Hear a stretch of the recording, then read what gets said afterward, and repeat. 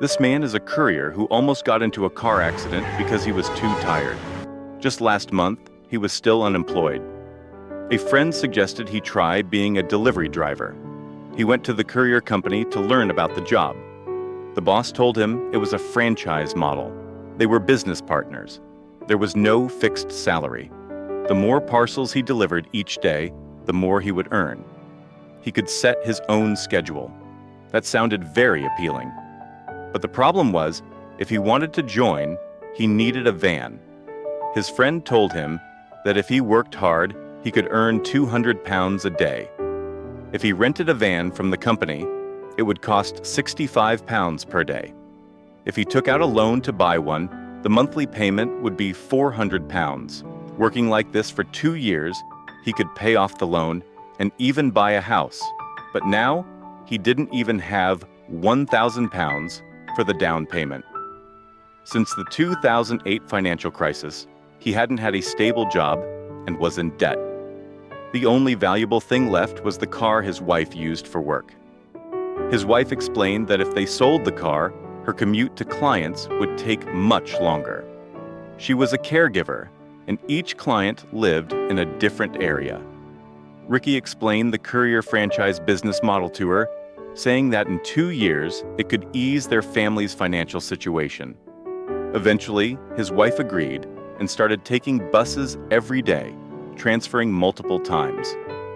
But delivering packages wasn't as easy as he thought. His first delivery went to the wrong address, the second earned him a parking ticket, and the third led to a customer complaint because he was wearing a jersey of a rival football team the customer hated. They got into a heated argument. By the end of the day, he had basically worked for nothing. That was when Ricky realized what the boss meant by flexible hours. It actually meant no breaks, just non-stop work. He even had to use a bottle in the van to relieve himself.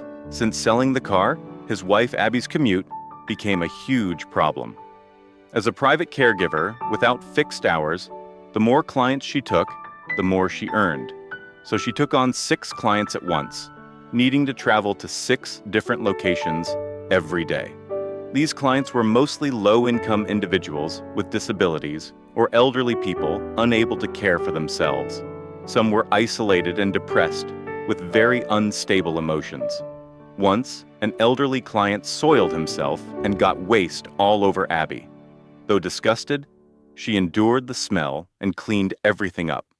She complained to the platform, but they ignored her, refusing to pay more and forcing her to work extra hours. Some of the clients' children didn't even care about their parents. Abby cried in frustration. She had promised her family they would have a meal together that night. They hadn't sat down for a dinner in so long.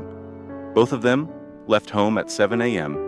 and didn't get back until after 9 p.m., working about 14 hours a day. They collapsed onto the sofa as soon as they got home. But their son was going through a rebellious phase, skipping school with classmates and getting into graffiti. To buy spray paint, he even sold the most expensive winter coat in the house. That cost me a fortune. I can't get another one. His mother was heartbroken. Ricky couldn't understand. His son used to do well in school, so why did he suddenly want to drop out? He tried to persuade Seb. Wouldn't it be better to go to university? His son fired back. You mean like cousin? He went to uni. Now he's £57,000 in debt and drinks every night after work. Just like you, you're trying your best, but your best isn't enough, is it? Ricky fell silent, not knowing how to respond. He was working as hard as he could, but saw no hope. Growing up in this environment was changing their son. Their daughter, though, was very sensible. She helped with chores and even joined her dad on delivery routes on weekends. Those were their happy moments together. The little girl was clever and often received tips from customers. He decided to reward her and ordered Indian takeaway that night. Everyone was happy enjoying their weekend dinner. But then Abby's phone rang. One of her elderly clients had had an accident and soiled his pants.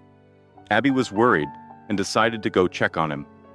But on weekend nights, it was impossible to get a taxi. Their son suggested, Dad can drive us in the van. We can all squeeze in. It'll be fun." Everyone agreed. They sang songs along the way, without complaints or arguments. It felt like life was finally looking up. But the next day, Seb got into big trouble. He hit a classmate and accidentally injured a teacher. Ricky still had a lot of packages to deliver.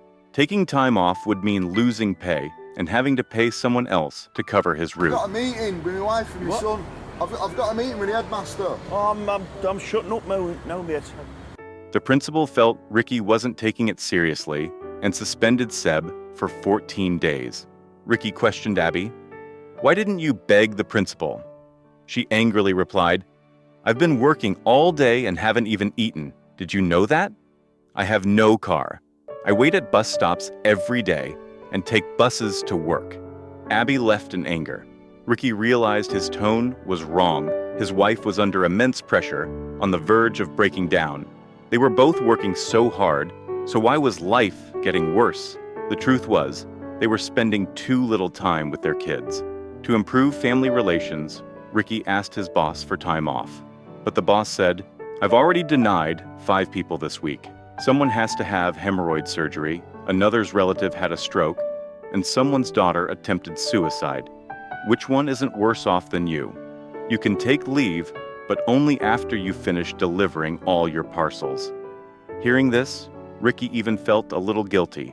Why was he asking for time off? Not long after starting work that day, Seb got into trouble again. He was caught stealing by the police. Luckily, he was a minor, and as long as his parents picked him up from the station, he wouldn't have a record. But Abby wasn't answering her phone, and the police were urgent. So Ricky had to ask his boss for leave again. The boss was furious. "Unload the parcels from your van. You'll be penalized for this." But he had no choice. He couldn't let his son have a criminal record. The police noticed the lack of communication between father and son, and that Seb seemed not to care. This time, the officer gave him a warning. What is the most precious thing in life? It's the family who cares about you and loves you. Your dad put aside his work and endured hardship to be here for you. I've seen plenty of kids with no one looking out for them. They don't have what you have. What you have is more important than anything. After returning home, Seb showed no remorse, still glued to his phone, thinking stealing a few cans of spray paint wasn't a big deal. Ricky completely lost his temper, and they argued again. He confiscated Seb's phone, and Abby tried to intervene. Finally, Seb ran away from home. Abby and their daughter were disheartened by the family's strained relationships. That night, the couple discussed what happened. Abby advised Ricky to talk properly with their son. Violence wouldn't solve anything. It would only ruin him. But Ricky felt she was blaming him, and he became agitated. Abby comforted him. "You're probably too tired from work. Get some rest." Their argument drew their daughter's attention. Afraid the family was falling apart, she asked her mom to stay with her that night. But the next morning, he discovered that Seb had spray painted all the family photos black. Worse, the van keys were missing. He couldn't go to work. Ricky searched all the places Seb frequented, but couldn't find them. He had to ask for leave again. As a result, he was fined £100, and the boss warned that if it happened again, he'd lose the job for good. Frustrated, Ricky tried to drown his sorrows in alcohol. By chance, Seb returned home.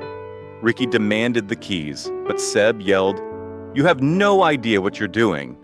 You're insane. Don't bother me anymore." Pisshead! You fucking little twat!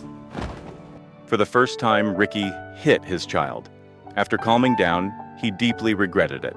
Sitting in the park, he reflected on his behavior and all the recent misfortunes. Life felt like quicksand. The more he struggled, the deeper he sank. Just then, his daughter called him in tears. She had taken the keys.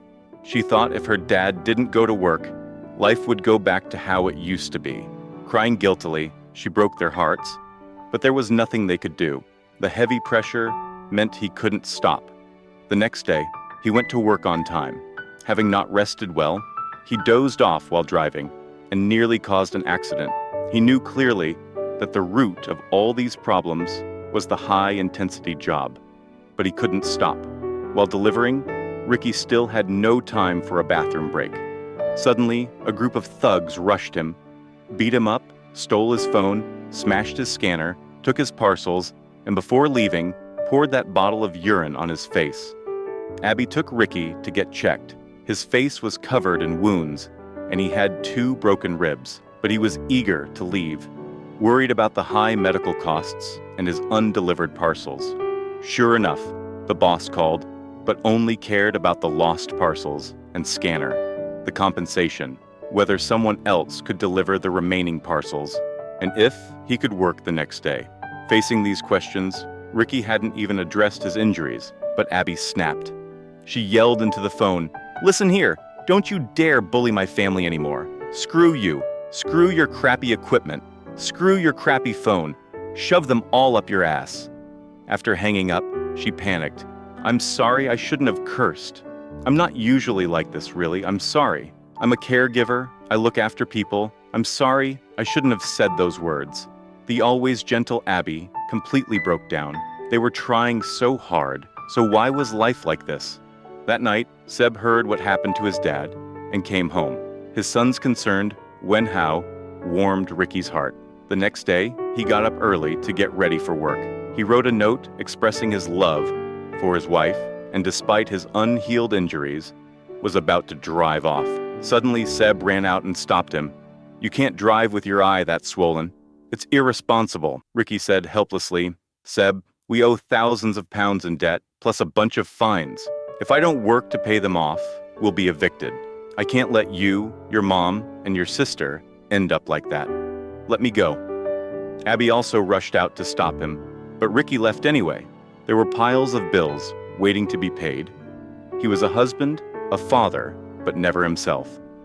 Ricky didn't know how long this life would last, but he knew he had no choice but to keep moving forward. If it gets too hard, vent. Then after venting, cheer yourself on again. I hope everyone stays strong in life. We all have too many reasons to keep fighting. Thanks for subscribing.